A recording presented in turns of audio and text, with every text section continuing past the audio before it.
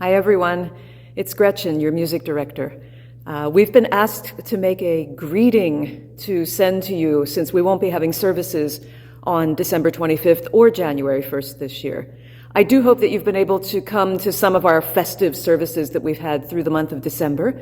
And if that hasn't been possible, then I hope we'll be able to see you at Fire Communion, which is January 8th. If you're one of our friends who's away for the season, sending you greetings from cold, today it's cold, central Pennsylvania. It's been wonderful to be back this year. I don't have to make a recording for you because you can come and hear me play live and in person. We've been singing and gathering together, which is terrific. So for all of you from me and from my family, I'd like to send you all warmest wishes for a wonderful holiday. I hope it's filled with laughter and friends, and if you're so inclined, wine and good food. But in any case, I hope you can celebrate in a way that makes things meaningful for you. I thought I would share a small piece of poetry with you first, and then maybe a little bit of music, just a small piece. And the piece of poetry that I'd like to read is by Edward Esch, and it's a poem called Glow. And it struck me because you may not know this, but we live 25 minutes north of York on a family farm, not a working farm, just a family property. And it's in a sort of a thumbprint between two mountain hills. It's called the Hollow. And this time of year, something magical happens. The sun comes up later each morning. It is very dark. But when the sun comes up, our home remains in shadow while the back side, the higher of the two mountains, is thrown into brilliant light. It's that wonderful peach, gold, pink winter light. And so you're sitting in the house and it's dark, but the light from the sun that you cannot see is being reflected into your house from the mountain that's behind you. It's quite the experience. And it's very beautiful. And it just reminded me of this text. So humor me. I'd like to share this with you. Eric Whitaker has set this text. Maybe we'll get around to singing that in the new year with the choir. This is Glow. Softly falls the winter snow, whispers to the sleeping world below, Wintertide awake. Morning breaks and sets the earth aglow, in gentle tones of warmest white, proclaim the glory of Aurora's lights. Sparrow sings in a clear voice, a sweet silver carol for the season born. Radiant wings as the skies rejoice rise and illuminate the morn. Softly falls the morning snow, whispers to the sleeping world below, glow, glow, like the softly falling snow.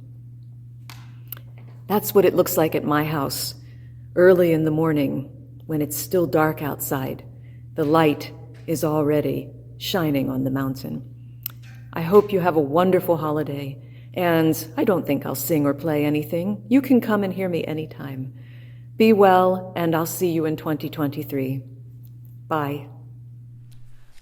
Merry Christmas.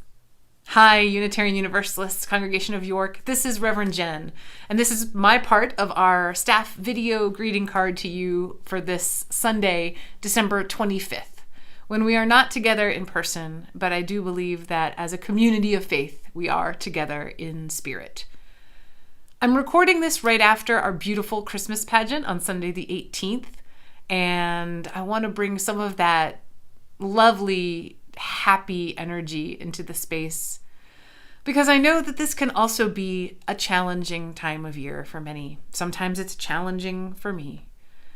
And you never know when you go out into the world at this time of longer nights, shorter days, colder weather. Some people rejoice in it, and some people struggle. So my wish for you and for all of us at this end of year pause as we enter into 2023, my wish is one of kindness and of empathy. Understanding that we don't understand everything or really anything that someone else is going through, especially if we're not just passing them by on the street.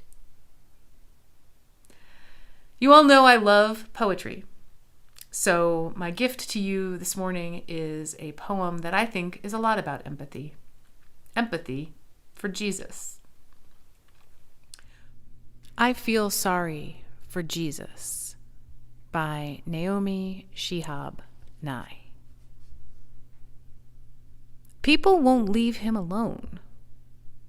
I know he said, wherever two or more are gathered in my name. But I'll bet some days he regrets it. Cozily, they tell you what he wants and doesn't want, as if they just got an email. Remember telephone, the pass-it-on game where the message changed dramatically by the time it rounded the circle? Well, people blame terrible pieties on Jesus. They want to be his special pet. Jesus deserves better. I think he's been exhausted for a very long time. He went into the desert, friends. He didn't go into the pomp. He didn't go into the golden chandeliers and say, see, the truth tastes better here. See, I'm talking like I know. It's dangerous talking for Jesus. You get carried away almost immediately. I stood in the spot where he was born. I closed my eyes where he died and didn't die. Every twist of the Via Dolorosa was written on my skin. And that makes me feel like being silent for him, you know? A secret pouch of listening. You won't hear me mention this again. Hello. I hope you're having a wonderful holiday. I'm Andrea Lerner, and it's my pleasure to work with your congregation this year. And I'd like to share with you a reading. It's one of my favorites, although I'm not sure who wrote it. Some say that Mary was a virgin mother, surrounded by angels, singing in glorious chorus of a Savior, and that shepherds overcome went down and found him in a manger, while wise ones, prophet-led, brought gifts. And all these mysteries took place beneath a star so bright that all the world remembers. Why is it easier to love from afar, to love a family wrapped in myth and time, to see great beauty in a mother's face as she radiantly smiles upon the canvas? The child fashioned in paint or sculpted in stone is ever sweet. He does not cry and stamp his feet upon the ground and summon every shred of patience until his need is met. He waits there quietly, convenient to our time, an easy object to adore.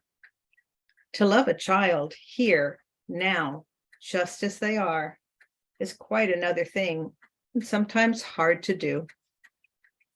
Blessed story, inspiration, rock upon which so many rest, direct us still. Lead us tonight upon the path of love. For this we know, whatever blessings, miracles, or gifts were heaped about him, there was one priceless gift that made him whole, and that was love. This is the goal our faith has set, to spend our strength that there may be laid at the feet of every child someday. The gift of love that we had offered him, the infant Jesus, this once a year for 20 centuries and more. This is the mystery we seek to solve, and we strive to know. Not that this man was strong and good, but how? How came he so? Blessings to you and your family at this wonderful time of year. Hello, I am Jason, your office administrator and communications director. I've been with you for just over a year now, which makes me UU adjacent for just over a year now. And from the outside looking in, you guys should be really proud about what you guys are doing here. It's really admirable. I was thinking recently about the Little Drummer Boy because I was joking with Gretchen about how, as a baritone, it's the worst Christmas carol to sing because you just go rum pum rum pum rum pum rum pum rum pum rum pum rum pum for 5 minutes. But also thinking about it as thinking about the story of Little Drummer Boy, and he was always my favorite part of the story because everyone else took tremendous pains to get to the manger. The shepherds had to have a chorus of angels, not just one angel to show up. A chorus of angels had to show up to convince these shepherds to take a chance on the unknown. And the three wise men were self-inspired, but they crossed a continent. They crossed Asia, not just a small continent, not just South America, east to west, Asia, east to west, to get to the manger and explore the unknown. And the Little Drummer Boy just showed up.